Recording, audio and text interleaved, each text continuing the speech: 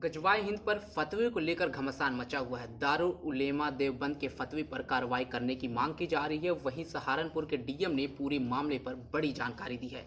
उन्होंने कहा है कि अब एनसीपीसीआर के निर्देश पर कार्रवाई होगी। साथ सहारनपुर के डीएम ने केस दर्ज करने का आदेश भी दिया है। नमस्कार, मैं सत्येंद्र शर्मा और आप देख रहे हैं इन खबर।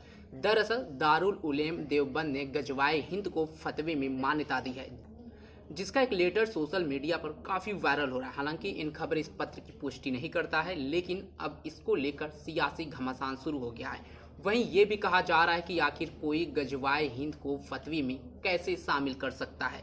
जो शब्द आतंकवादियों के पसंदीदा हैं, उसके किसी लगाव कैसे हो सकता है।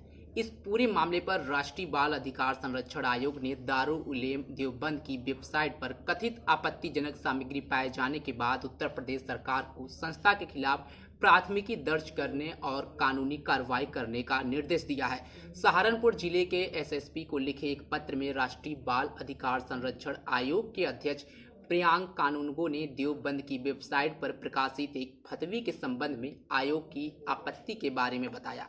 आयोग ने कहा कि विवादित फतवे में गजवाए हिंद की बात कही गई है, जो कथित तौर पर भारत पर आक्रमण के संदर्भ में का महिमा मंडन करता है। कानूनगो ने पत्र में किशोर न्याय अधिनियम 2015 की धारा 75 के कथित उल्लंघन पर जोर देते हुए कहा कि यह फतवा बच्चों को अपने ही देश के खिलाफ नफरत की भावना को उजागर कर रहा है और अंततः उन्हें अनावश्यक मानसिक या शारीरिक पीड़ा पहुंचा रहा है। एनसीपीसीआर ने अधिनियम 2005 की धारा 13A का जिक्र करते हुए कहा कि ऐसी सामग्री से राष्ट्र के खिलाफ नफरत भड़क सकती है। एनसीपीसीआर ने भारतीय दंड संहिता और किशोर न्याय अधिनियम 2015 की तरह दारुल उलेम देवबंद के खिलाफ कानूनी कार्रवाई शुरू करने का निर्देश दिया है।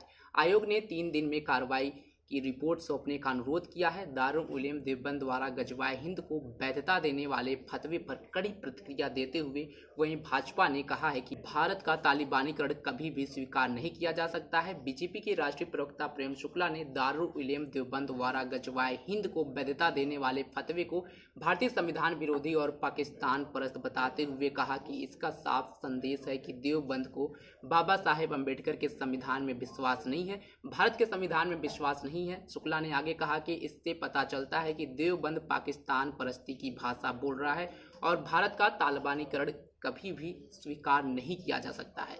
मालूम हो कि उत्तर प्रदेश के सहारनपुर स्थित दारुल उलेम देवबंद एक मदरसा होने के साथ ही देश में मदरसों को संचालित करने वाली सबसे बड़ी इस्लामिक संस्था है।